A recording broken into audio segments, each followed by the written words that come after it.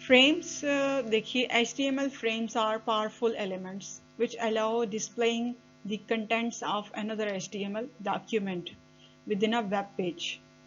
ठीक है, ये पावरफुल एलिमेंट्स होते हैं जो कि किसी दूसरे डॉक्यूमेंट के एलिमेंट्स को, कंटेंट को डिस्प्ले कर सकते हैं एक ही वेब पेज में। Web page can be divided into multiple sections.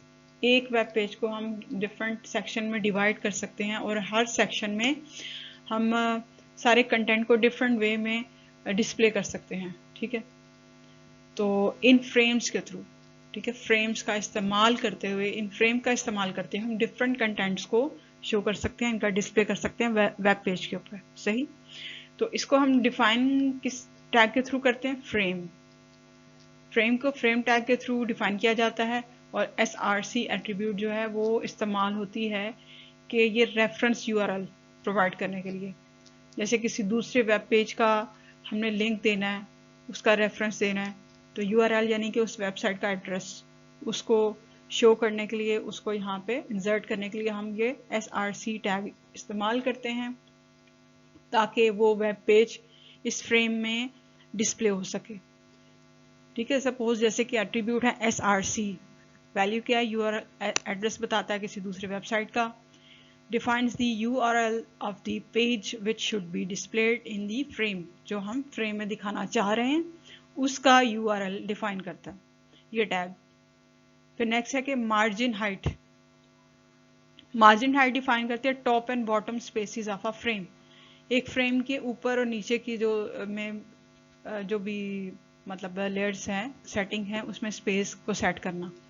फिर मार्जिन विड्थ है, ये right space of a frame को डिफाइन करती है, जैसे define left and right. Left right side पे कितनी स्पेस होनी चाहिए और मार्जिन में ऊपर नीचे कितनी स्पेस होनी चाहिए। ठीक है, फिर नेक्स्ट है नोट साइज और स्क्रॉलिंग। ये टैग्स ये क्या करते हैं? Define if the user can change the frame size और नॉट, और defines if the scroll bar should be displayed with in the frame और नॉट। ठीक है, इन दोनों को इन ऑप्शंस को, ये टैग्स को इसलिए यूज़ किया जाता है कि जैसे कि कोई यूज़र वेबसाइट देखता है तो वो अपनी मर्ज़ी से इसके साइज़ को चेंज कर ले। वो ऑप्शन हमने ऑन करनी है या नहीं, इसके थ्रू हम इसको सेट कर सकते हैं कि नहीं यहाँ। इसी तरह स्क्रोलिंग इसकी मदद से हम ये ऑप्शन उसमें इंसर्ट कर देते हैं कि अगर कोई यूज़र वेबसाइट सर्च कर रहा है, देख रहा है, तो वो स्क्रोल कर सकता है इसको। इसका डिस्प्ले किस तरह आएगा फ्रेम में, इस फ्रेम को स्क्रोल कर सकता है या नहीं कर सकता। जिस भी ऑप्शन पे हमने सेट करना है उसको हम इस टैगिंग के थ्रू यस या नो में सेट कर देते हैं, यानी HTML टैगिंग के थ्रू। तो फिर इसकी आउटपुट जैसे हमने इंस्ट्रक्शन दी होती हैं उसी तरीके से इसकी आउटपुट वेब पेज पे पब्लिश हो जाती है, शो हो जाती है। So HTML frames and frame sets are supported till version 4.1 of HTML. फिर है कि फ्रेम सेट्स क्या होती हैं? Frame sets define how a web page is divided into rows and columns to display multiple frames on that web page.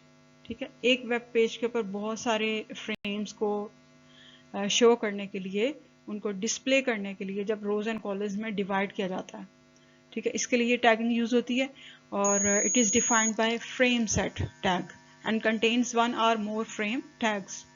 ठीक है, इसमें एक या एक से ज़्यादा टैग्स इस्तेमाल होते हैं। फ्रेम सेट का टैग अप्लाई किया जाता है तो एट्रीब्यूट्स क्या हैं? जैसे कॉल्स और रोज।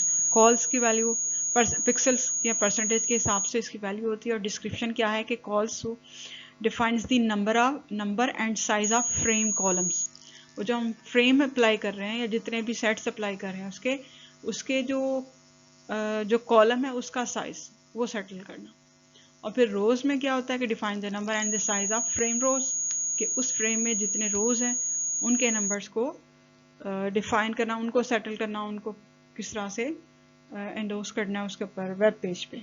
ठीक है, तो इन टैग्स के थ्रू हम ये वाले फंक्शंस यानी कि फ्रेम के रोज और कॉलम को इस तरीके से सेट कर सकते हैं। इस चैप्टर 6 के लास्ट SLOs क्या है? List out different website development tools. तो वेबसाइट को डेवलप करने के लिए क्रिएट करने के लिए भी बेसिक टूल्स होते हैं, फिर उसको डेवलप करने के लिए बहुत सारे टूल्स हैं, ठीक है, एप्लीकेशंस हैं जिनको हम यूज़ करते हैं, सही, ग्राफिक्स की साइट्स हैं। तो अब वेब डिज़ाइनिंग के लिए कुछ टूल्स इस्तेमाल होते हैं, ठीक है।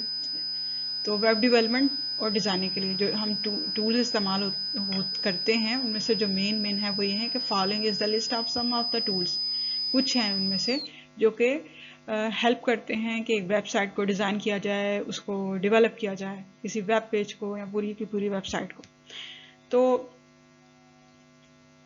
माइक्रोसॉफ्ट फ्रंट पेज इसमें है एक ऑप्शन, एक टूल है, फिर कोरल ड्रॉ एक टूल है, एडोब ड्रीम वीवर एक टूल है, वर्डप्रेस टूल है, बहुत ज़्यादा इसका यूज़ किया जाता है, माइक्रोसॉफ्ट विजुअल स्टूडियो टूल है, फिर विक्स भी एक टूल है, फिग्मा एक टूल है, कॉफी कप HTML एडिटर ये भी टूल है वेब डेवलपमेंट के लिए, फिर एडोब XD ये भी वेब डेवलपमेंट के लिए टूल है। तो ये डिफरेंट टूल्स हैं, तो इनको आप ब्राउजिंग करके यानी सर्च करके देखें, इनका प्रीव्यू आएगा, इनके इमेजेस आएंगे, सही, और इनके फीचर से रिलेटेड कुछ ना कुछ टेक्स्ट भी आप पढ़ सकोगे, इंफॉर्मेशन आपको मिलेगी।